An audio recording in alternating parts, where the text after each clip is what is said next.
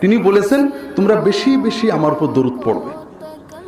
একবার দরুদ পড়লে 10টা নেকি, 10টা গুনাহ মাফ হবে, 10টা মর্যাদা বাড়াবে, ফেরেশতারা দোয়া করবে, স্বয়ং আল্লাহ রহমত নাজির করবে, ফেরেশতারা আপনার দরুদ সালাম নবীজির কবরে নিয়ে যাবে, স্বয়ং রাসূলুল্লাহ সাল্লাল্লাহু আলাইহি ওয়াসাল্লাম আপনার জন্য দোয়া করবে।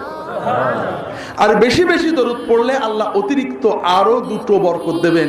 একটা হলো দুনিয়ার টেনশন আপনি আল্লাহ দূর করে দেবেন, আর একটা হলো আখিরাতে আল্লাহ রাসূলের শাফাআত আপনার পাওনা হবে।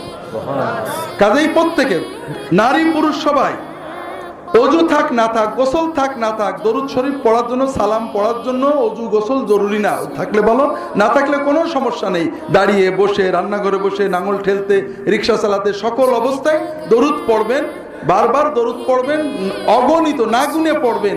বিশেষ করে দিনের ভিতরে অন্তত যতটুকু পারেন।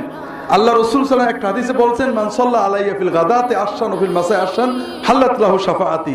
যদি কেউ নারী পুরুষ সকালে 10 বার, সন্ধ্যায় 10 বার দরুদ পড়ে আমার উপরে, আমার শাফাআত তার পাওনা হবে। তবে বেশি করে দরুদের জন্য একটা ওজিফা রাখবেন। প্রত্যেকে 100 পারেন, 200 পারেন, 500 পারেন, প্রতিদিন নিয়ম করে নেবেন। নিয়ম ভাঙলে গুনাহ হবে না, চেষ্টা করবেন নিয়ম পালন করার। যদি 1000 পর্যন্ত যেতে পারেন, প্রতিদিন 1000 বার দরুদ সালাম আপনি পড়তে পারেন, ইনশাআল্লাহ রাসূলের জিয়ারত নসিব হয়ে যেতে পারে।